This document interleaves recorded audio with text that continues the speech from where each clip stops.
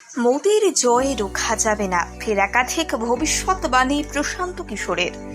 BJP জিতলে আসবে বড় সড় বদল, রাজ্যের অর্থনীতিতে হ্রাস টানবে কেন্দ্র। বিজেপি জিতলে সম্ভাব্য আর কি হতে পারে জানালেন পিকে।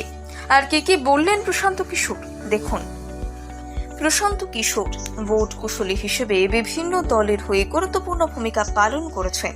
এখন নিজেই জনসুরাজ পার্টির প্রতিষ্ঠা করেছেন। ভোট কুশলী হিসেবে এই মুহূর্তে কাজ না করলেও একের পর এক সাক্ষাৎকারে এবার লোকসভা নির্বাচন নিয়ে ভবিষ্যৎবাণী করে চলেছেন তিনি।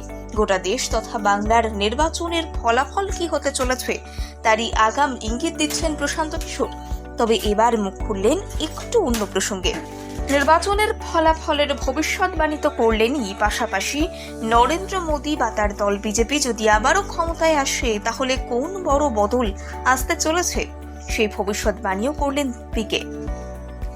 এবারে লোকসভা নির্বাচনে মোট 7 দফার মধ্যে পঞ্চম দফার ভোট হয়ে গিয়েছে, বাকি রয়েছে ষষ্ঠ এবং সপ্তম দফার নির্বাচন। 2024 লোকসভা নির্বাচনের ফল সামনে আসবে আগামী 4 জুন। সেদিনই জানা যাবে আসলে কার জিত হবে কার হার। তবে ইন্ডিয়া টুডেকে দেওয়া সাক্ষাৎকারে প্রশান্ত কিশোর বললেন, এবারে লোকসভা নির্বাচনেও মোদির জয়ের পথ প্রশস্ত, অর্থাৎ 2024 লোকসভায় কেউ ঢুকতে পারবে না নরেন্দ্র মোদীর নেতৃত্বাধীন বিজেপিকে। এদিন সম্ভাব্য আসনও বললেন পিকে। যদিও বিরোধীরা 400 পারের লক্ষ্যমাত্রা নিয়ে সংশয় প্রকাশ করেছেন তিনি। প্রশান্তের কথায় অন্তত 300টি আসন পাবে বিজেপি। নরেন্দ্র মোদী বা এনডিএ জোটের জয়ের ক্ষেত্রে তেমন কোনো প্রতিবন্ধকতা দেখতে পাচ্ছেন না প্রশান্ত কিশোর। ভোটের ফলাফল সংক্রান্ত ভবিষ্যৎবাণী ছাড়াও এদিন পিকে বলেন, মোদীর নেতৃত্বাধীন সরকার আগামী সময়ে বেশ কিছু পরিবর্তন আনতে চলেছে। সেক্ষেত্রে তার দাবি, দুর্নীতি রুখতে কড়া পদক্ষেপ নেওয়া হতে পারে।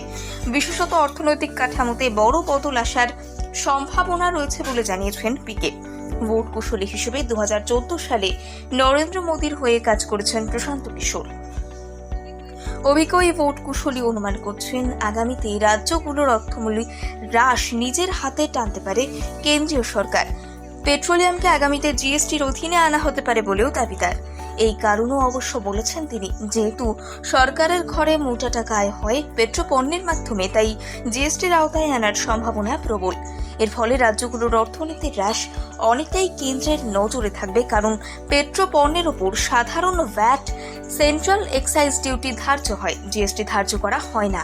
প্রশান্তের অনুমান অনুসারে জিএসটি যদি সত্যিই লাগু হয় তাহলে রাজ্য সরকারকে কেন্দ্রের ওপর নির্ভরশীল হতে হবে।